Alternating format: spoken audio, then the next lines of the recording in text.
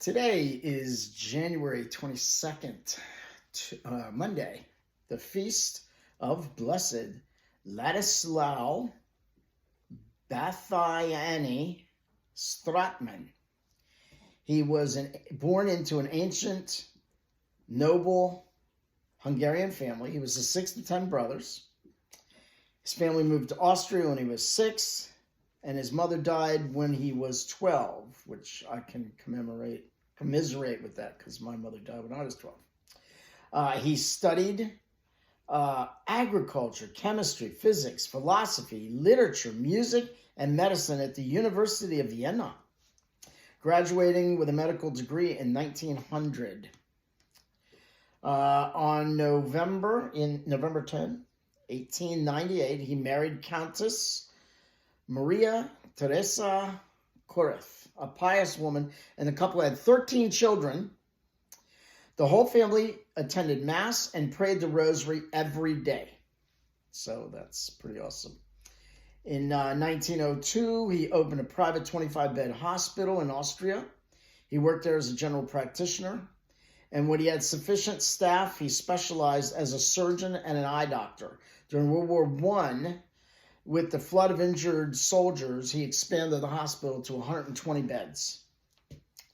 In 1915, he inherited a castle. And with the family, he moved into the castle, and with the title of prince, in 1920, he moved into the castle and turned one wing into a hospital specializing in eye diseases. He was known as a specialist in ophthalmology. He never turned away a patient because they could not pay, and he provided funds to the destitute.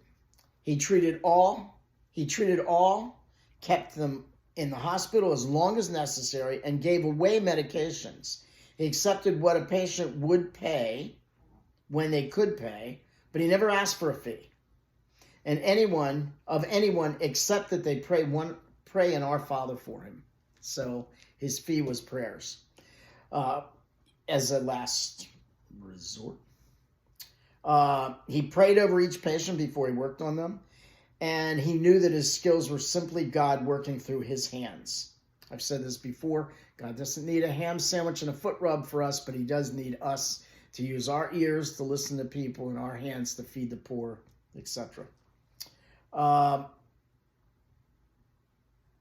He prayed over each patient working. He knew this, and he saw his family's fortune as a way to help the poor. He was considered a saint in life by his family, his patients, and fellow healers. This reminds me, he was born in 1870, died in 1931. So this is a recent saint. He died of bladder cancer, and I thought this was interesting. He said, "I am happy. I am suffering atrociously, but I love my sufferings and am consoled in knowing that I support them for Christ," discussing his terminal cancer. So, Blessed Ladislao had money, and he used his money well. And someone that I've discussed with before talks about how the rich people have money, and he feels they don't give enough. And I said, well, how do you think, in each person's judgment day, how do you think God's going to look at someone? How do you think God's going to look at someone who was stingy with the blessings that God gave them? You could have the best, easiest, softest life, if that's what you want, living in luxury for 100 years. But if you spend all eternity, with the worms eating you, then who won? So I guess my point is, God's going to fix that all at the end. This is a man who gave his money and his time and his service to God.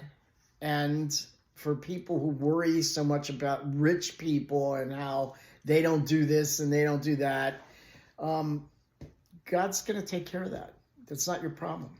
I mean, you can do what you want with your money. If you're poor, a lot of the saints who are poor would give money to people poorer than themselves. So, for Blessed Ladislao Let's ask all the saints to pray for us.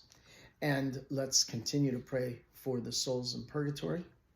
And let's not worry about the other guy. Let's just worry about ourselves and what we do to get ourselves to heaven. And let the rich people worry about how they do it. And we know how Blessed Ladislaus did it. So follow that example.